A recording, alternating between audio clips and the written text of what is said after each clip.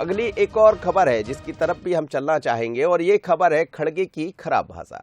आपको याद होगा कि दिल्ली में मल्लिकार्जुन खड़गे के कुत्ते वाले बयान पर हंगामा हो गया। संसद में सत्ता पक्ष ने जमकर हंगामा किया है और ये भी कहा कि माफी मांगे खड़गे। अलवर में कांग्रेस के राष्ट्रीय अध्यक्ष ने एक बयान दिया था जिसको लेकर यह विवाद खड़ा हुआ। कांग्रेस ने देश के लिए जान दे दी, ऐसा खड़गे का कहना था। बीजेपी नेताओं के घर से कुत्ता भी नहीं मरा है, ये खड़गे साहब का कहना था। और इस बयान के आने के बाद सदन के भीतर संसद में हंगामा हुआ है। पीयूष गोयल ने सवाल खड़े किए हैं और उसके अलावा बाकी जो अन्य सांसद थे उन्होंने भी सवाल उठाए हैं। क्या इन भाषा का इस्तेमाल इस तरह से होना चाहिए जो उन्होंने सदन में कहा? सुन लीजिए। और हमने आजादी लाई है, देश को आजादी दिलाई है और देश के एकता के लिए श्रीमती इंदिरा गांधी जी अपनी जान कुर्बान करी है। राजीव गांधी जी अपने जान दिए हैं इस देश के एकता के लिए। तो ये सब हमने किया, हमने अपनी जान दी, हमारे पार्टी के नेताओं ने जान दिया। तुम क्या किए? आपके घर में कोई देश के लिए कुत्ता तो मरा है? क्या कोई तो कुर्बानी दी है? नहीं, लेकिन फिर भी वो देशभक्त, और हम कुछ भी बोलेंगे तो देशद्रोही। सवाल देशभक्त और देशद्रोही का आ गया। सवाल ये भी है कि जिस तरीके से राष्ट्रीय अध्यक्ष बोल रहे कि आपके घर में कुत्ता भी मरा, ये बात भी सच उन्होंने कही है। हालांकि कि चाहे सोनिया गांधी की बात करते हुए वो आगे जब बढ़े तो उन्होंने कहा इंदिरा गांधी और राजीव गांधी का जिक्र किया कि दोनों ने देश के नाम कुर्बानी दे दी। बीजेपी ने क्या किया? तो कुर्बानी दी, ये बात सच है, लेकिन बीजेपी ने क्या किया और फिर तुलना कुत्ते से करना, ये कहां तक उचित है? मेरे साथ तीनों मेहमान जुड़े हुए हैं और इस चर्चा को आगे बढ़ाते हैं। सबसे पहले शरद जी भी हैं, डॉक्टर हितेश वाजपेयी भी हैं और योगी साधे। शरद जी, कई बार भाषाई मर्यादा को लेकर सवाल उठते रहे, हम लोग चर्चा भी करते रहते हैं, पर वही है कि कुछ ऐसा कह जाती है कांग्रेस, कुछ ऐसा बयान आ जाता है। कहना ठीक था कि इंदिरा जी या राजीव जी की वो देश के नाम कुर्बान हो गए, पर यह कहना कि कुत्ते से तुलना करना, क्या फिर एक मौका मिलेगा बीजेपी को? बड़ा दुख होता है कि राजनेताओं के पास अब एक दूसरे को कटघरे में खड़ा करने के लिए भाषा भी नहीं रही। ऐसा कहूं मैं या ना कहूं, इसके लिए मैं ठिठक रहा हूं, लेकिन मैं याद करता हूं, पीछे जाता हूं, और ज़्यादा पीछे नहीं, 2000 तक राजनीतिक परिदृश्य पर अटल जी को जब हम सुनते हैं, आज भी उनके 13 दिन का भाषण, अब भले ही वो दिवंगत हैं, इस दुनिया में अब वो नहीं है, लेकिन उनके कहे शब्द हमारे पास हैं।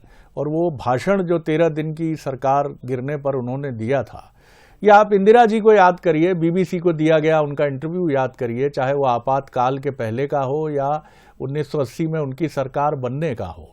मोरारजी देसाई या अटल जी या लाल कृष्ण आडवाणी, उनको लेकर उनकी भाषा में कभी हमने इस तरह के शब्द नहीं देखे, बल्कि उस समय के भाषण ये बताते थे, लोग ठहर के सुनते थे।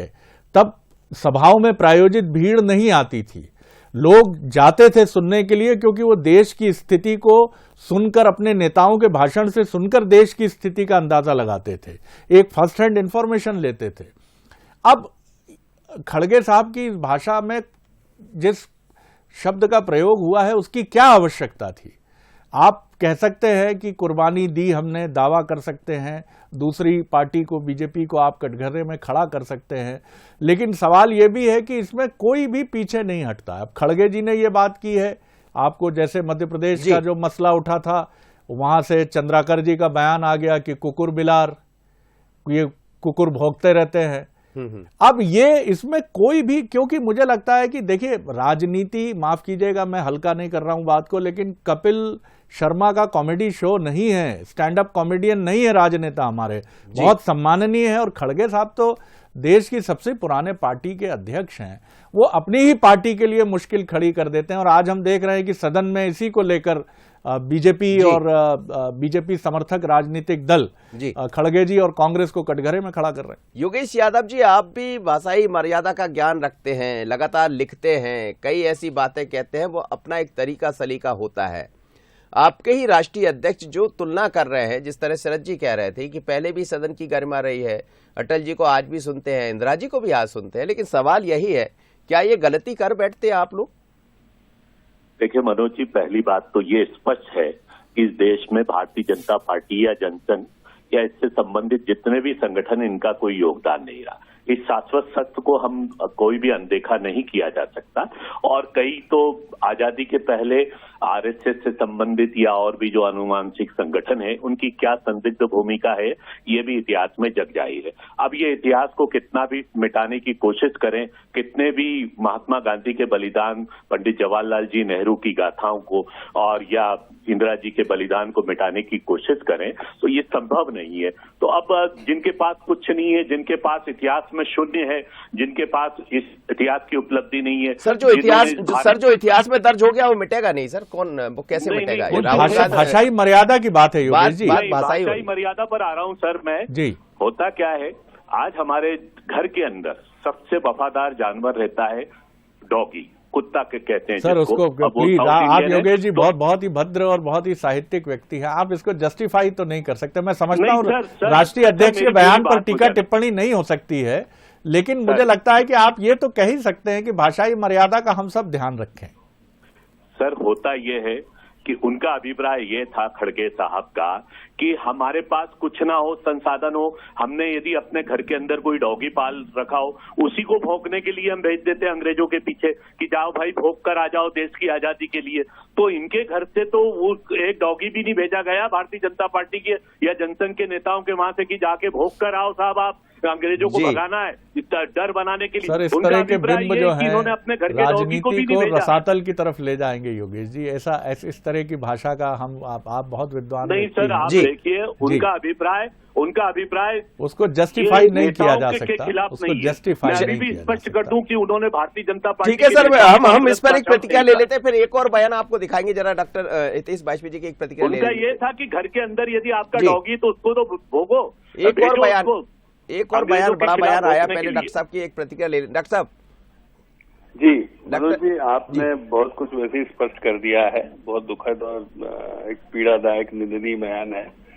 और मैं तो आप दोनों से बोलता हूं साहब, मनोज जी आपकी भी तीसरी पीढ़ी में या शरद जी की तीसरी पीढ़ी में पीछे आप चले जाएंगे, परदादा से पूछेंगे तो कहीं ना कहीं निकल आएगा कि उन्होंने अपने हाथ की अंगूठी निकाल कर किसी न किसी आंदोलन में दी होगी कि स्वतंत्रता संग्राम सेनानी लड़े।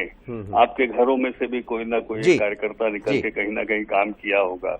आवश्यक नहीं है कि वो कांग्रेस में रहकर ही किया होगा, बहुत सारे लोगों ने आजादी से अपने आप को जोड़ा था। उसका ये उन सबको कुत्ता कहना है जो कांग्रेस में नहीं थे या नेहरू गांधी खानदान में नहीं रहे, ये बहुत दुखद है। और जबकि सत्य ये है कि नेहरू गांधी तथाकथित जो खानदान है जी बोल रहे हैं।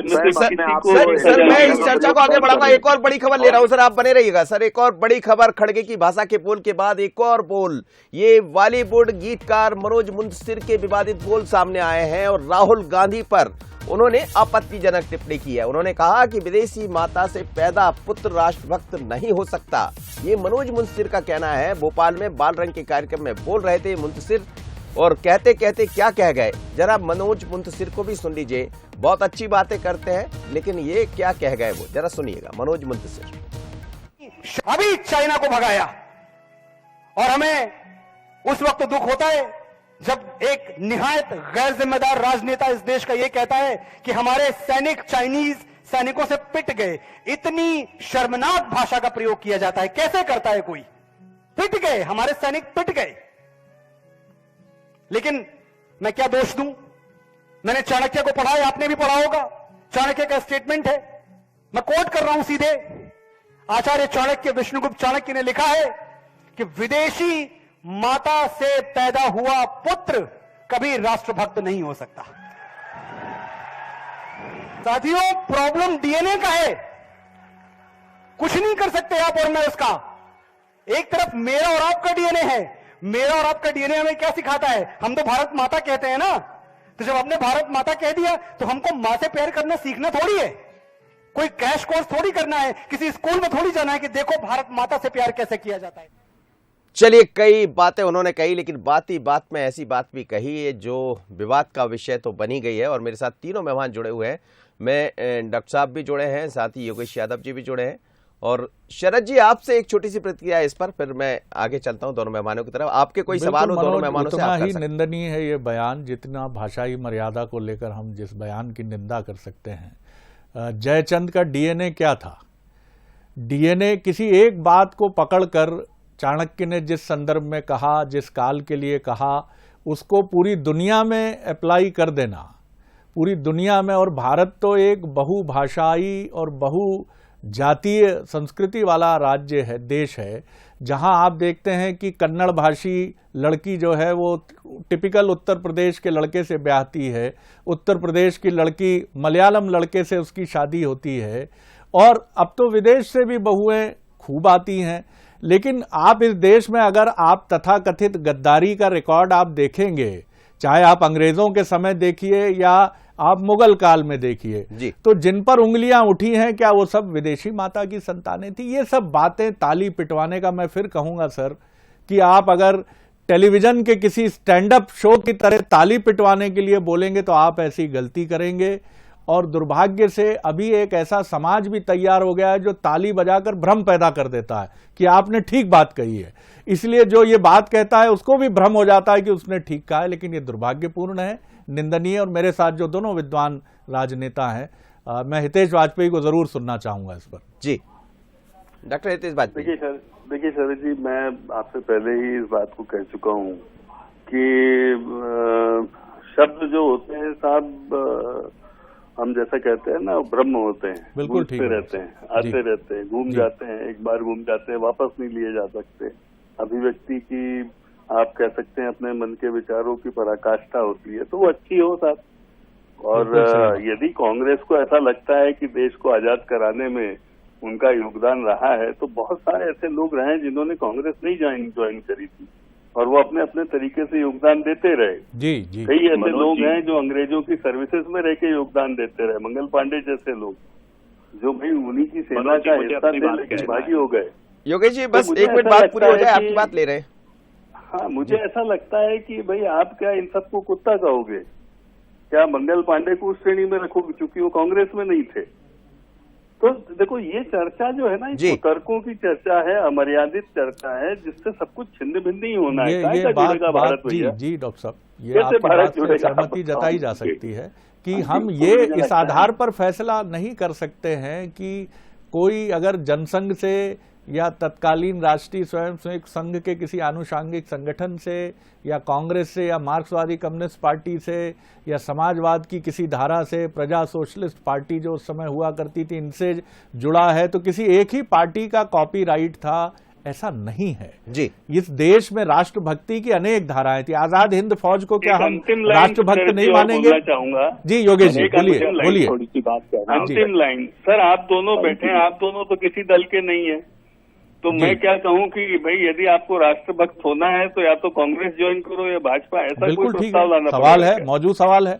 योगेश जी, इसी का जवाब दीजिए आप। जी शरद जी, उससे पहले मनोज मुंतशिर पर जो आपने कमेंट्स किया है, मैं आपके पवित्र समीक्षात्मक भाव को साधुवाद कहता हूं कि आपने बहुत पवित्रता और हृदय को आपने चीर कर बात कही। वास्तव में गीतकार, कवि या शायर ये भोले खड़गे साहब के लिए आपके पास शब्द नहीं है जो उन्होंने सीधा कहा, आपके दल के अध्यक्ष। दूसरी बात सुनिएगा हितेश जी, सुनिएगा। दूसरी बात है मनोज सर, मैं बहुत दुखी हूँ, आपने तो हमको कुत्ते ही कह दिया सर, अब क्या सुने? नहीं डॉक्टर साहब, ऐसा बिल्कुल नहीं। बचाने के लिए जिसको बोलते हैं ना चरण चाटन प्रक्रिया जो चल रही है गवर्नमेंट, ये देखिए, और गवर्नमेंट ये और नीचे ले जा रहे खड़गे मनोज मुंतशिर को पहले अपना नाम बदल देना चाहिए। मनोज शुक्ला, ये देखिए ये शुरू हो गया चाहिए।